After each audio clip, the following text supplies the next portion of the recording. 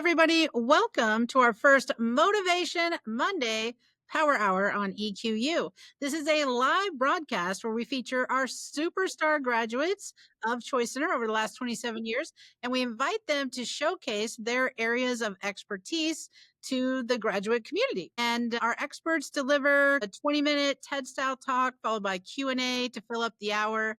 And so we are excited to kick these off and start showcasing different topics and different people. So today we have the pleasure of having Mikey Kim, the visionary CEO and founder of Hemlock Park, a company renowned for its all-natural, handcrafted candles and spa products that have captivated customers worldwide. Mikey has an impressive academic background. He studied at Yale, California College of the Arts, San Francisco State, UC Berkeley, and earned a master's in fine arts from the Fashion Institute of Technology. He served as the creative director for Aveda and honed his skills in design and branding with companies such as Nike. Awesome. And then in the height of the 2020 pandemic, which we all experienced, Mikey actually lost his job during that time. And with just $500, he had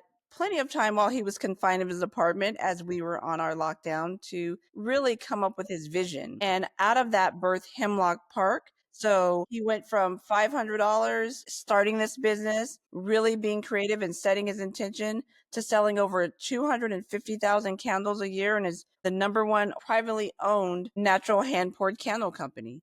And so we are pleased to have Mikey Kim with us. Corrine? Absolutely. And under his leadership, Hemlock Park has achieved some massive milestones. They've got partnerships with major online retailers, and they are in over 2,500 stores worldwide. Even more impressive is that Mikey is the official candle maker for the White House for not one, but two administrations now. And because of all these accolades, Forbes actually named Mikey to their next 1,000 list that recognizes and celebrates rising entrepreneurs who are shaping the future of business. So Mikey speaks around the world with thousands and thousands of people at a time, lots of entrepreneurs and business owners. And tonight he is all ours in our Choice Center community. So Mikey, welcome to our first EQU live show. And we are so happy to have you kicking this off with us. Wow. Thank you guys. That was such the introduction from a teamwork of introductions. I was like, wow, you guys know me and my resume better than I do. That was awesome. I'm excited to be here on this live podcast, and I'll jump right into it. The question I get asked the most is for either new entrepreneurs or people thinking about starting a business on just where to get started. And I'd love to talk about that for a little bit and then open up to Q&A and take questions, whether you already have a business or you're thinking about starting one, or just curious and just want to learn more and have more tools and options to work with. So I'll jump right into it. I'm going to go over a few topics, and I'll start with why even start a business. I'm a serial entrepreneur. I've had a lot of businesses up to this point, and my current one is Hemlock Park, the candle company. And I think a lot of times the first question I ask people that are thinking about starting a business or ask me how to start one is, what's your intention? And I know we ask that a lot in the work that we do, having a clear intention. Why do you want to start this business? Is it a passion project? Are you passionate about this idea or this cause? Or is it your livelihood and you want it to be all consuming, you're all in into this business that is going to make your income and you're going to rely on this business? Because those are two very different things. And I think it's very important knowing from the get-go, before you get your domain name or your social media names and figure out your branding and all, before you jump into all of that, what's the why? Why am I starting this business? And I think having that honest conversation with yourself, is it, I'm really passionate about the environment and I want to plant trees. That's something I was into as well. And is that the stronger cause and your drive? Or is it, oh, I have this great idea for this product and I want to quit my 9 to 5 and I want to control my own destiny and my own income and I want to start a company and I want it to be huge. But whatever that goal is, having that clear intention, I think, is very important Because if you don't know what your plan is from the start, like no one else knows what your plan is. You know what your plan is. So having that clear intention from day one. And it's okay to take time and to think about it. Like no one's pushing you to start your business. It's your own drive and your own timeline. I would give it some thought and yeah, so once you know that clear intention, and it's totally fine. I think either choice is valid and fine. I once had this greeting card company while I still had a day job working 9 to 5, and I was like, oh, I want this cool, like this quirky little side business. And I had a clear intention. I didn't expect it to be the next Hallmark or something. I didn't think I was going to retire off of this greeting card company and sell it. I just did it for fun and it did pretty well. It did okay. And I had that clear intention. So I didn't let myself down and I wasn't disappointed that it didn't become a huge company because that's what my intention was from the get-go. At Hemlock Park, however, when I started it, I saw a need in the market. It was locked down. I was laid off. Like you mentioned, I only had $500. And I was like, I am tired of not having control over my job. I got laid off. I had no say in that. I was like, okay, let me start my own company. And I saw a need in the market for, because a lot of natural products, they're out there, but they kind of suck. They're not as good as conventional products. Like natural candles don't smell as strong or as good. Natural deodorant just doesn't work as well. Like, so there's natural brands out there, but I saw the need in the market where there's a need for a natural product that works just as well or better than a conventional product. And that's where I saw the opportunity, and that's where I created Hemlock Park. And my goal and intention was to make it big. So it wasn't by accident. I had that clear intention. And in 2 years, we went from 0 to 2,500 retail stores. And we're now distributed all over the world. And in the US, we're now the #1 natural candle company. And that happened within a 3-year time span, which is really quick growth because there's over 5,000 candle brands in the United States. So having that clear intention. So to recap that first section, why start a business?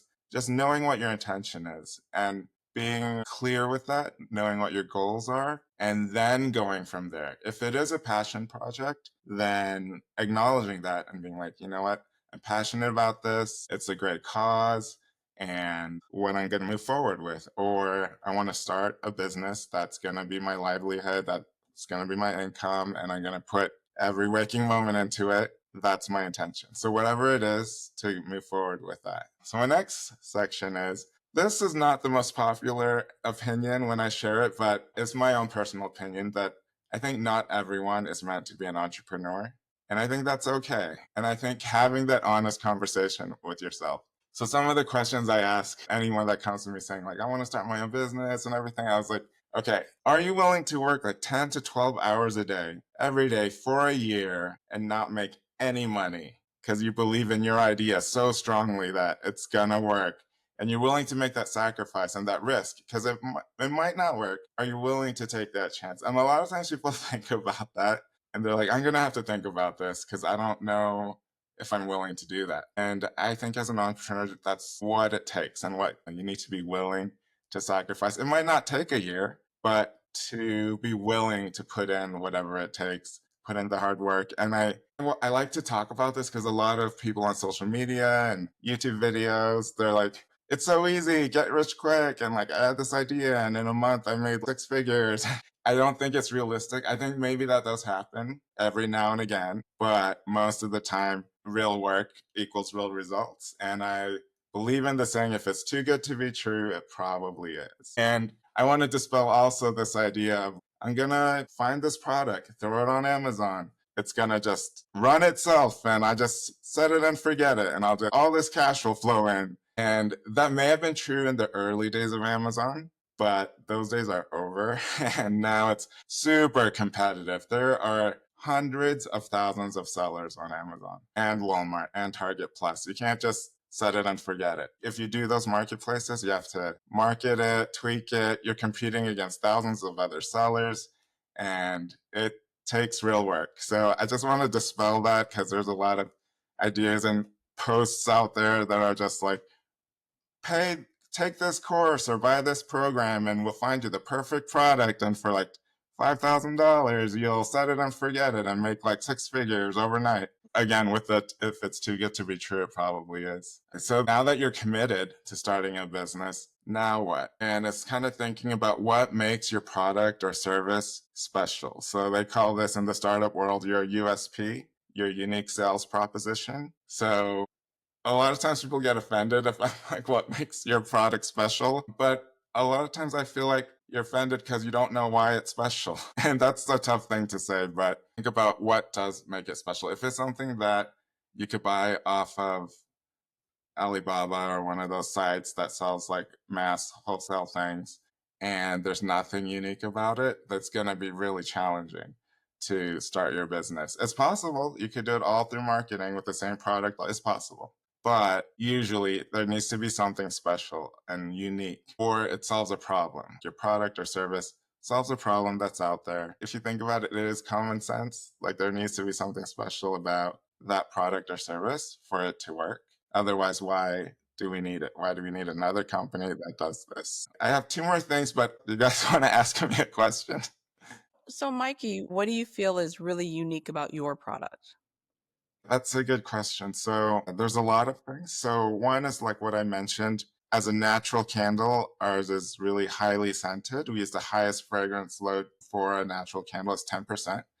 We use all natural plant-based coconut wax, sustainably FSC certified sustainable wooden wicks, and a blend of essential oils that we create. And we spend a lot of time in creating these blends of essential oils that smell strongly for a natural product. Because a lot of competitors that are essential and natural candles, you can't smell at all when you light them because they're so light. So that's what I believe makes our product unique. And that's a great question, actually, because I'm going to the pitch. What we like our elevator pitch to be, or what the takeaway is that Hemlock Park makes the best smelling natural candles, and every purchase plants a tree. So that's our story, our takeaway. So when I tell a story, I would like people to walk away with that one line that describes what we do. So the planting the tree part is kind of me combining the passion with this intention of having a big company. So we partner with One Tree Planted, and with every purchase, we're able to plant a tree with them. So our goal is to reforest an entire forest in North America with 1 million trees. So that's our goal as a company. And we're able to do the best of both worlds, the passion plus owning and running a big business. That's the pitch. So the next thing I was going to talk about is if you're fundraising or just explaining to your customers what you do, what your idea is, what your company does, it's really good to practice and to refine your brand story. So you can kind of experiment with it, play around with it. So talk to 10 people, friends, family, strangers, tell them what you do in 1 to 2 minutes, and then ask them, can you repeat to me or tell me in 1 to 2 sentences what I do or what my company does? And it should be the same every time with every person. So if it's different every time, that means you're not telling your story very clearly. And you can work on it to fine tune it to make it concise. So I'll ask you guys, because I feel like you wouldn't have remembered, even though I did tell you it already. What does my company do? Anybody in the chat, what did Mikey say his company does? And I don't know if we prepared them that they're going to be put on notice. Yeah, well, yeah, Zach got it. He said they sell candles and plant a tree for every purchase. You make the best hand-poured natural candles, and every purchase plants a tree. Yeah, so everyone's repeating in their own words the same thing. Mm-hmm. So that's the goal. So keep fine-tuning your story until a set of 10 people or more that you talk to say the same thing. And that way your messaging is very clear. Your intention is clear. Your mission statement's clear. Everything's very clear. And the biggest, most famous companies have these shortest taglines, and it's like very clear, and you know what company it is, what they do. So before I get to the questions, I had one more thing to add. So my number one tip is to commit to a new business idea, to stick with it for at least a year, not 6 months of thinking about it and 6 months of doing it, but a full year. Hemlock Park, my candle company, wasn't profitable until its second year. So if I had given up in the first year saying like, I'm not making any money, I'm only spending money getting this off the ground, and it's not working out, I wouldn't be where I am today.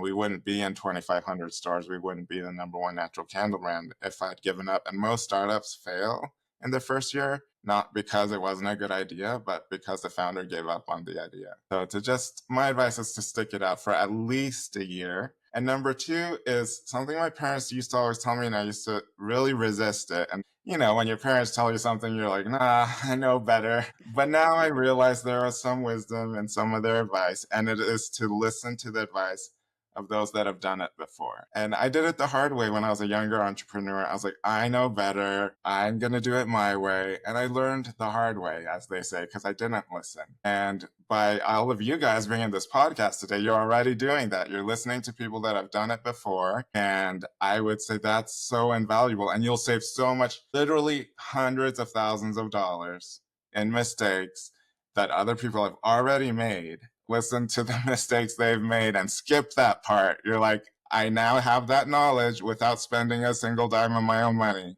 Thank you for that knowledge. And I wish I learned that lesson a lot sooner, but better late than never. And now I'll get to the questions. Shane gets some credit for his answer to what does your company do? They are the best smelling natural candles because they max out at 10%, formulate their own essential oil blends, and have a wood wick. Wiki. All right, I'm going to post this one that Fong asked first. So how did you get your brand name from the bottom to the top? What did you do in the order to get your intention to become a reality? Yeah, so with the intention part, I knew from the start, I wanted it to be a big business. I wanted it to be my livelihood because some of my drivers were I didn't want a job that could lay me off again. And I wanted it to be COVID proof or disaster proof, and that I had control of my own destiny a little bit more control because I'm such a controller. That was some of my drivers for the intention part. So I knew from the beginning I wanted it to be a big business and not a passion project, but still incorporating my passion into it. But my big goal was to make it a big company. And then the name Hemlock Park. So hemlock trees are native to both the west coast of North America and to East Asia. And for being like Asian American and growing up on the west coast in California, I felt like that really resonated with me. Hemlock trees were used in times of famine to boil the bark and eat them. So it's not the hemlock bush, which is in Harry Potter and is poisonous. It's not that. It's not poison hemlock. But it's the big hemlock trees, which look like redwoods, but they're big trees. And they're all over, but most people think they're just redwoods when you look at them. But that's where I came up with the name. But on the marketing side and business side of things, I also researched because I had a previous company that a lot of people could not spell. And they would type it in wrong, couldn't find it online. And that I realized is a problem and not great for marketing.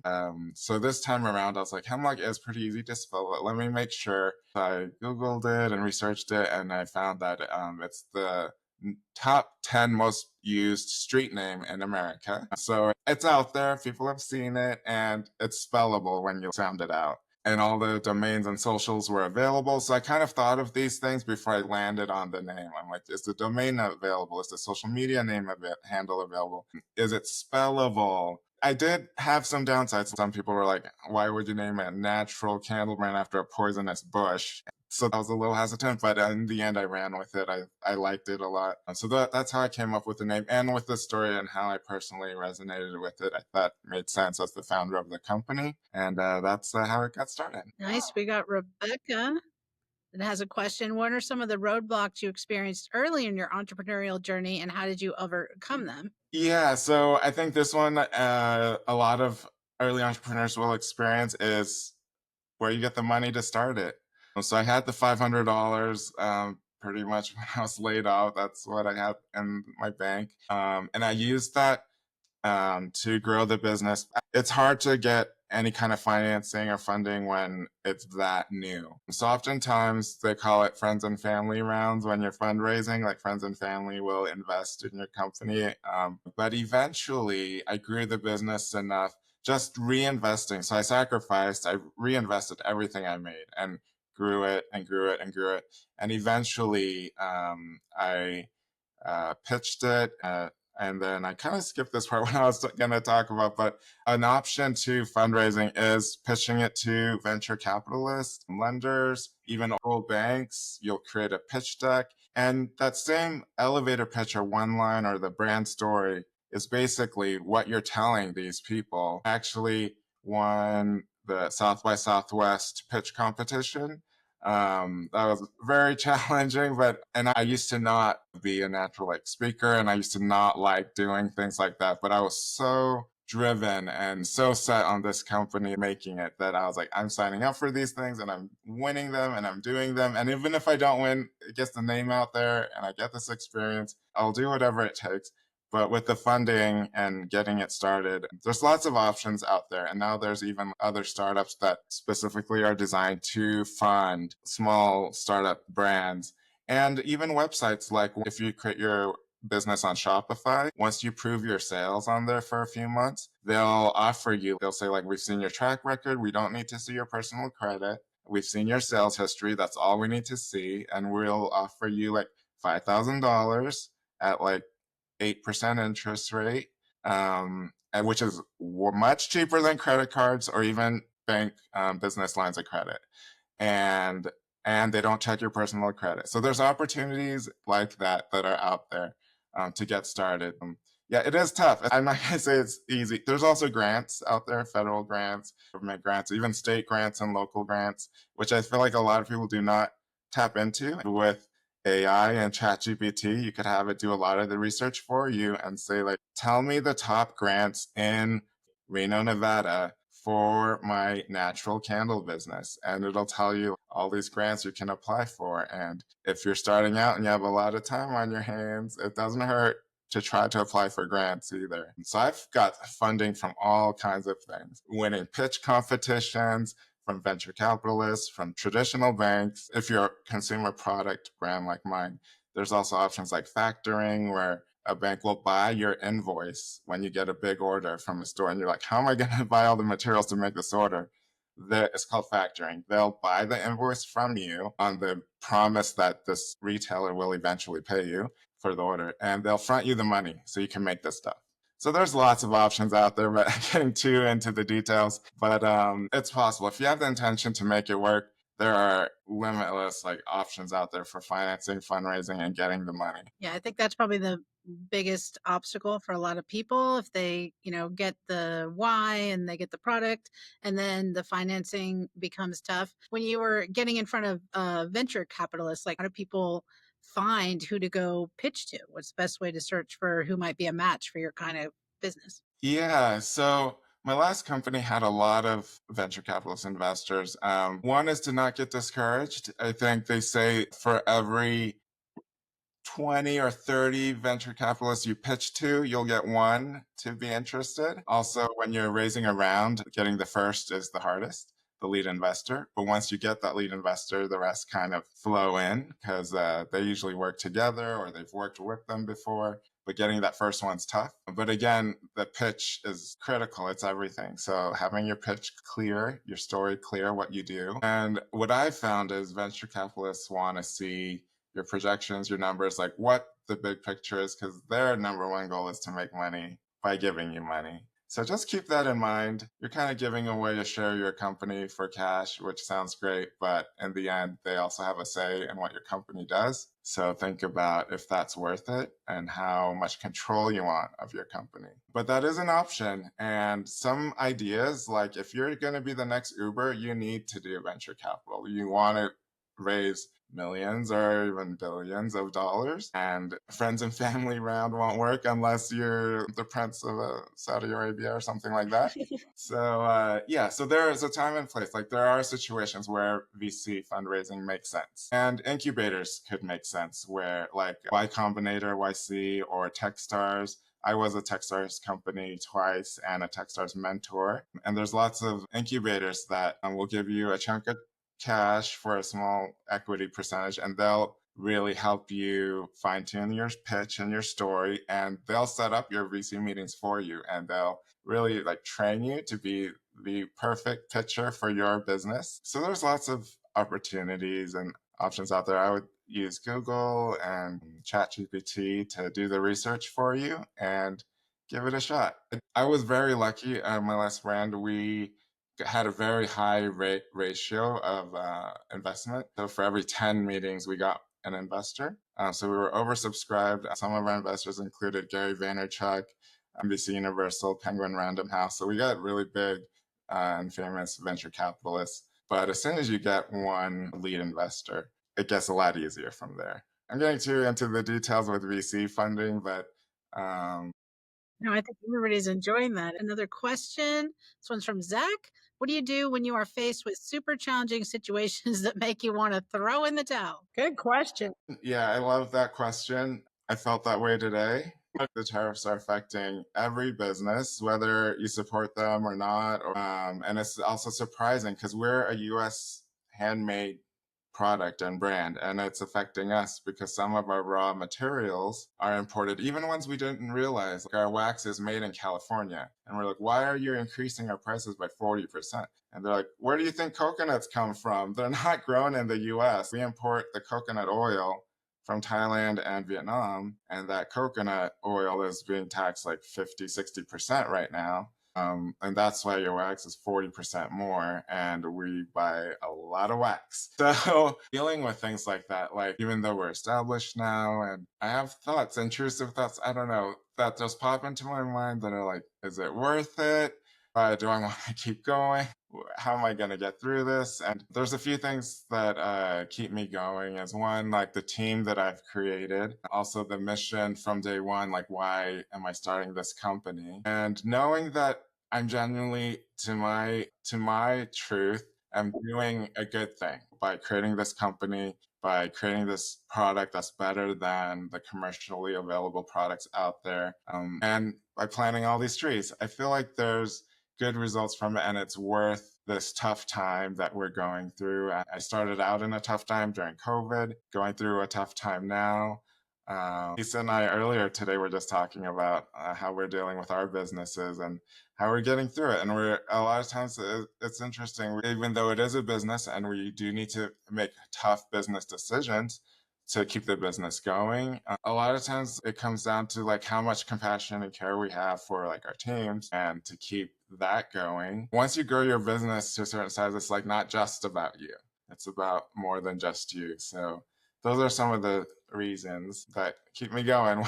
But I did want to mention earlier too, the pros and cons. Like when you have a 9 to 5, when you clock out, you're done for the day. But when you own a business, it's 24/7.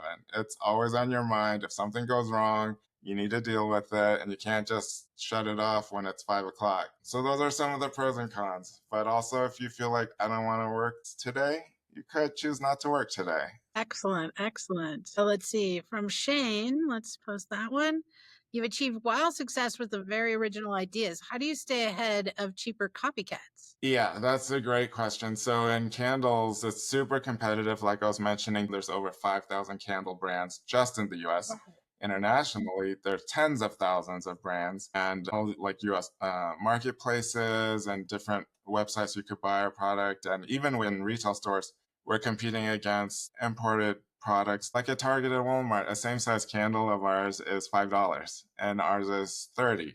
So that's quite a price difference. And we're not even considered a luxury brand. Where they call us a premium or mid-tier brand. I hate saying that because the kids these days say mid is like basic. So I don't want to say our candles are basic, but that's how we're described in our category. Luxury brands would be like Diptyque and La Lava that are like over $100 for an 8-ounce candle. Ours is 30, and then the lower ones are like Yankee, Target, Walmart for $5. So there's so much competition.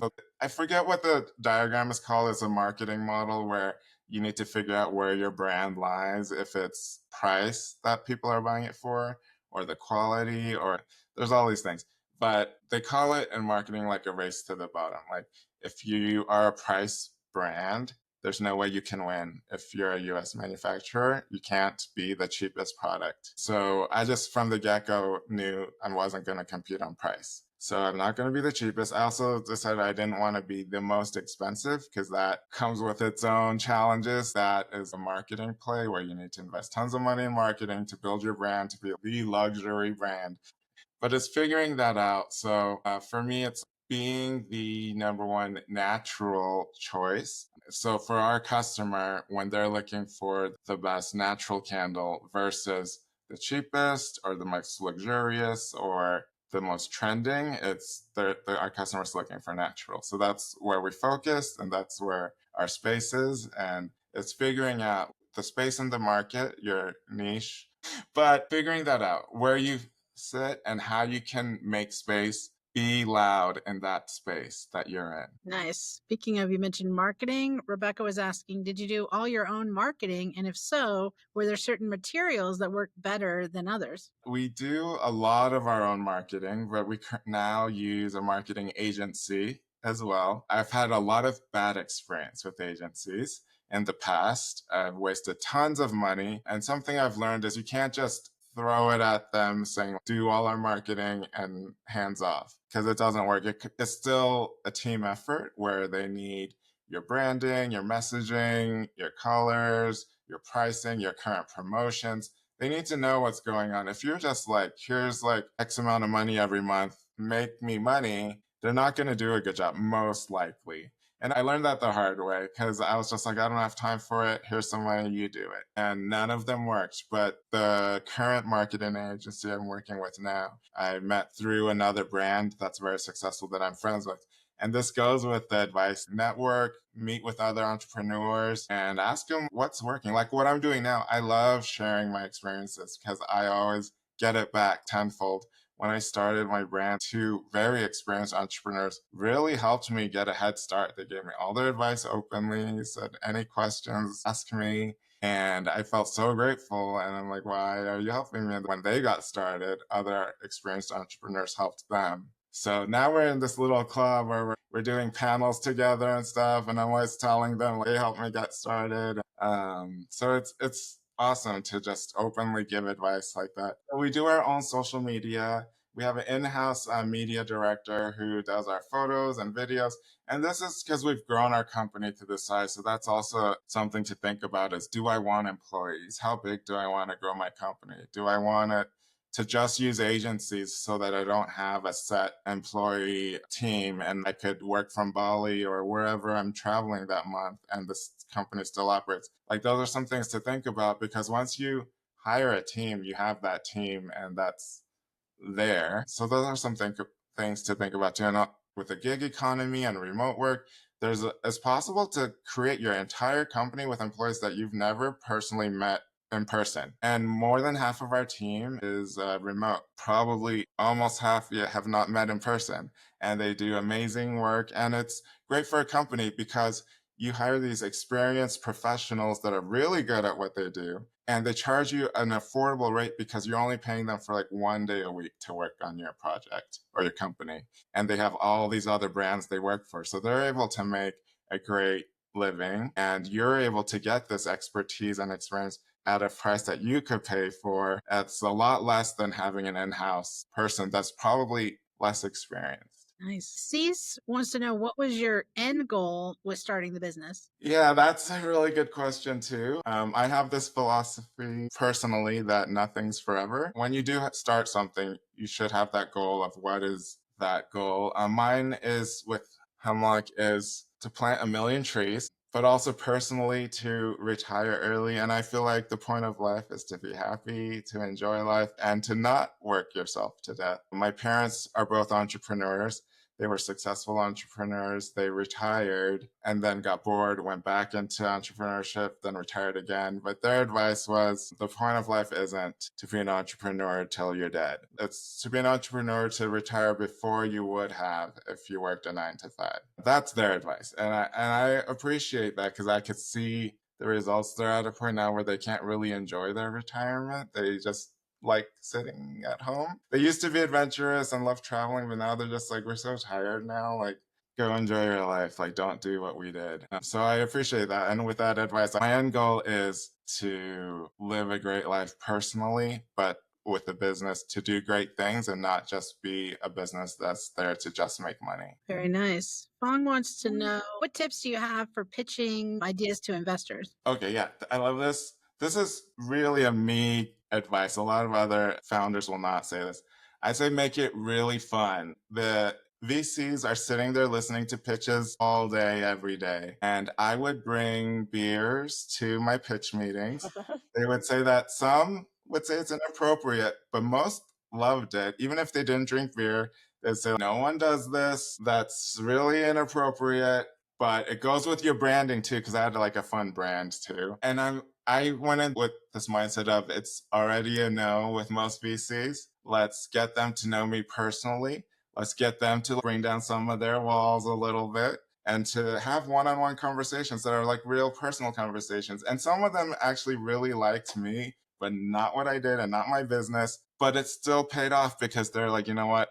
I think you're a great founder. I don't know if y'all do the beer thing and the like fun thing every time, but I know a VC that would love what you're doing and they would make that effort to make that connection. And in the end, we closed our round because this was while I was in the incubator. We closed our round first before any other company did. And we basically did what they told us not to do. That's my own thing too. If you strongly believe in doing something, but they're like, that's not how it works, or shouldn't do it that way, just go what feels right to you with your gut instinct. And if it makes sense with your brand too, especially.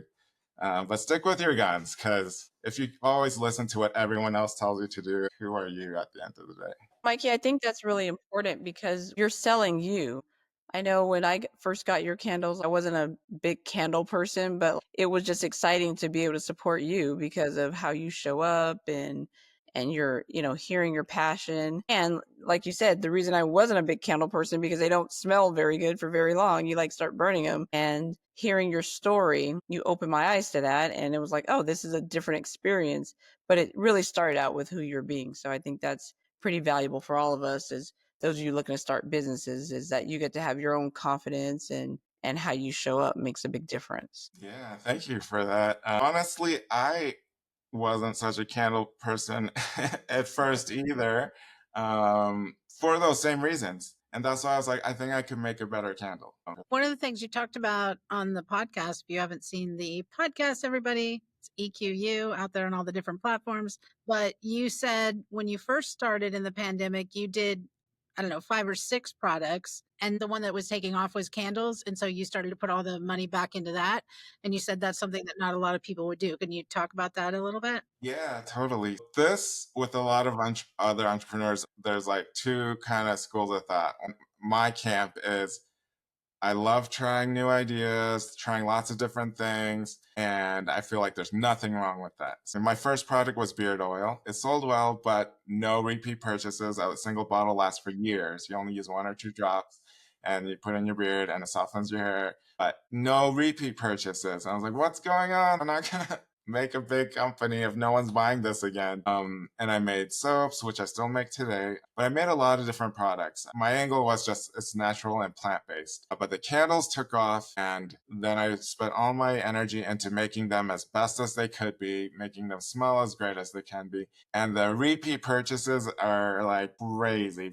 Super fans will have one candle burning in each room of their home at all times, 24/7, and our top customers spend, I think it's okay to share because I just said customers and no specific names, like $3,000 to $5,000 a year. A single customer will spend that much on candles, and those are our super customers, and we have lots of them. So once you create these super customers or super fans of your brand or product, then you figure out, how do I get more of these super fans? And you figure out who this customer is and how to reach them. And that's a marketing thing, but it's also figuring out, how do I find more of the people that appreciate what I'm doing. Love it. But the other school of thought, I skipped that part, is stick with just one idea and run with it, because you need to see it through. I just want to tell you, Mikey, I am so inspired by your authenticity and how when you're sharing, it's so clear that you are sharing exactly how you operate, how you share. Like you're just authentic and inspiring. Thank you. Thank you so much. Yeah, I feel like by sharing and by openly giving advice and feedback, that I get it back. And it doesn't cost me anything but a little time. And it's helped my business grow more than anything else, is the advice, feedback, and suggestions. And also from my customers too. I value the reviews we get, the emails we get, the feedback we get so much. And I feel like brands that ignore that are missing a huge opportunity, because those are your customers giving you direct feedback. Like, read every single review and take that into account. Like, take action on it. If someone says, like, I bought your product, it's not what I expected, it doesn't smell as good as I thought it would, then that's an opportunity to make it better. Love it. I love it. And we have Zach on, and Zach is going to be doing our next Power Hour. Next Monday is Memorial Day. So instead of Motivation Monday, we'll have it be Motivation Wednesday. It'll be May 28th at 8 p.m., Wednesday, May 28th. And Zach Adamson, why don't you tell us a little bit about the live chat that you're going to be giving for us? Yeah, well, first of all, Mikey, serial entrepreneur myself, and also history at Nike. I was at Nike New Business Innovation for a bit. So we've got some good connections. I'll be sharing about We Choose Good here more in a little bit. And we love candles, man.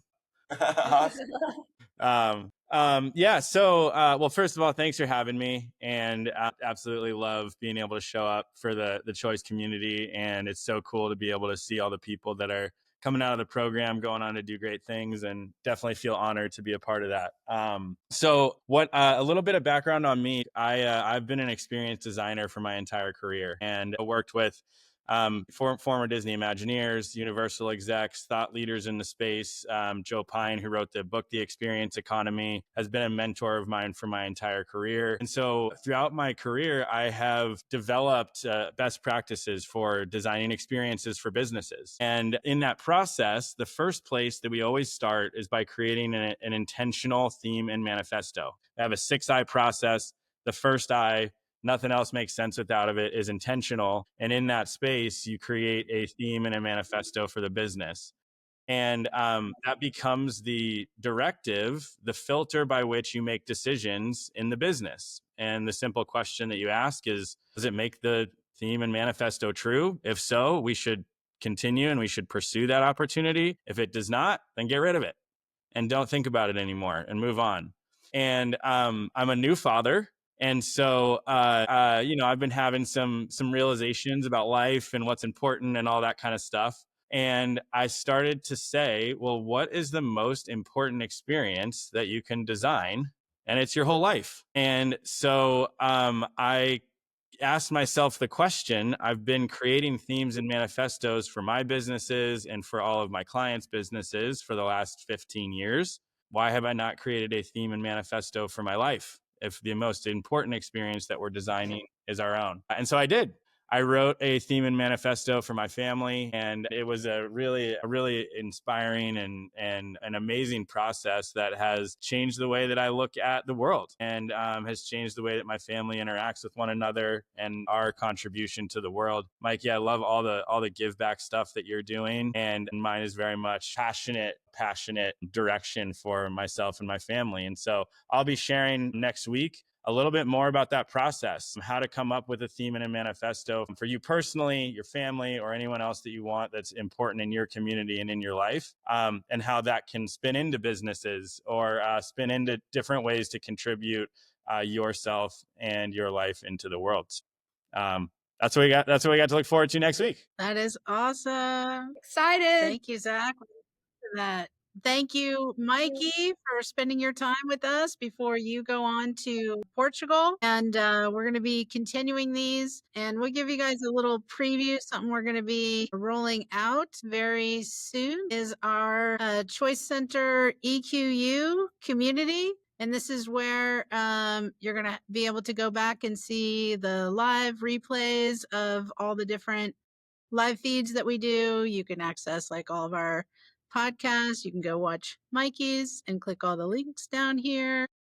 You can interact with our community and see announcements and talk to other grads. And then you can see a calendar where you can see this is us creating our family manifesto, or Mikey tonight, and you just click the live feed.